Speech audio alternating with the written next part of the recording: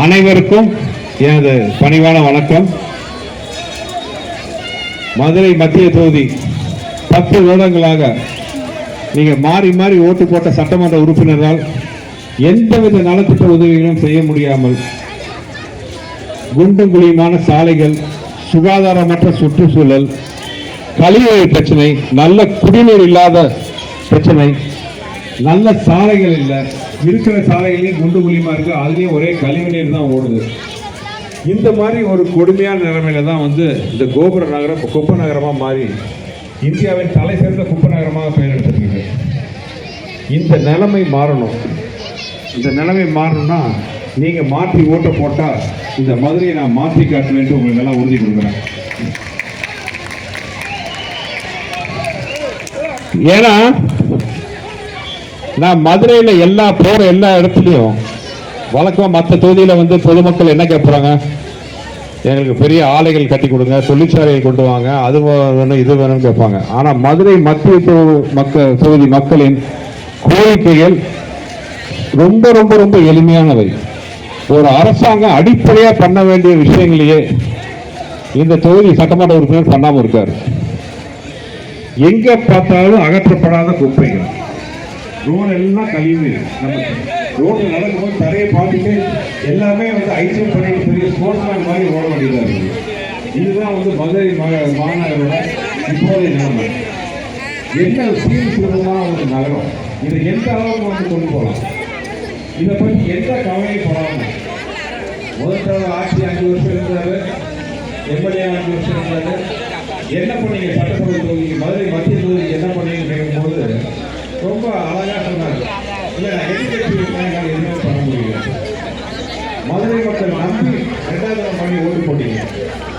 இந்த 5 வருஷம் ஏதாச்சும் பண்ணாரா? நிலம் இன்னும் மோசமாக இருக்கு. அப்படியே முதல் 5 வருஷத்துல அம்மா எடப்பாடி ஸ்மார்ட் சிட்டி நிதி மூலமாகவும் மாநில அரசு போட்டு பல நலத்திட்டங்களாக எத்தனையோ நல்ல விஷயம் மதுரை நடந்தது. மதுரையில் பெரிய பஸ் ஸ்டாண்ட் ஆகட்டும், மதுரைக்கு பெரியார் கூட்டுநதி திட்டமாகட்டும், முல்லைப்பெரிய கூட்டுநதி திட்டமாகட்டும், வைகை ஆறை சுற்றி கட்டப்பட்ட சுவர்களாகட்டும், மதுரை அம்மன் கோயில், மதுரை மீனாட்சி கோயில் சுற்றி நடைபாதை ஆகட்டும், சோலார் லைட் ஆகட்டும், மத்தியில் கார் பார்க்கிங் ஆகட்டும், இன்னும் எத்தனையோ நலத்திட்ட உதவிகள் அந்த 5 வருஷத்துல அதிமுக ஆட்சியில் வந்தது. அவங்க இவரை ஒரு தொழில் எடுத்து போனால் இவரே ஒத்துக்கிட்டாரு. எதிர்கட்சி எம்எல்ஏ இருந்தாலும் என்னால் எதுவும் பண்ண முடியல. அட்லீஸ்ட் அதிமுக ஆட்சிக்கு அப்புறம் திமுக ஆட்சி வந்த போதாச்சும் அதை ஏதாவது முன்னெடுத்தாரா? எல்லாரும் மதுரை மத்திய தொகுதி மக்கள் எதிர்பார்த்தீங்க ஏதாச்சும் நல்லது பண்ணுவாருக்கு. அமைச்சர், ஃபைனான்ஸ் மினிஸ்டர், சர்வ சக்தி மிக்க ஃபைனான்ஸ் மினிஸ்டர், திமுகவின் தலைமை குடும்பத்தில் அவ்வளோ செல்வாக்கு இருக்குது.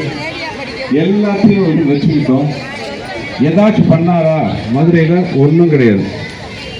நேற்று ஒரு இன்டர்வியூ கொடுத்துருக்காரு, நான் ப்ராமிஸ் பண்ண திட்டத்தெல்லாம் நிறைவேற்றிட்டேன் அப்படின்னு. நான் பேசிக்காக ஒரு விஷயம் சொல்கிறேன். அவர் நிறைவேற்றினேன்னு சொல்ல ஒரு திட்டம் குடிநீர் தேவைக்கு அதிகமாகவே இருக்குன்னு சொல்கிறார். உங்களுக்கெல்லாம் தெரியும் இங்கே எவ்வளோ குடிநீர் பிரச்சனை இருக்குது. இருக்கிற குடிநீர்லேயே நிறைய ஏரியாவில் கழிவுநீர் கலந்து தான் வருது. இந்த மாதிரி லட்சணத்தில் தான் இவர் மதுரை மத்திய தொகுதியை வச்சுருக்காரு. இந்த லட்சணத்தில் இப்போ புதுசாக அவங்க சொல்கிறாரு, ஏன் என்னால் இந்த திட்டங்களையும் நல்லது பண்ண முடியலன்னு. இவ்வளோ அதிகாரம் மிக்க ஃபைனான்ஸ் அமைச்சராக இருந்தார். இவங்க கட்சி தான் ஆளும் கட்சி, மந்திரியாக இருந்தார்.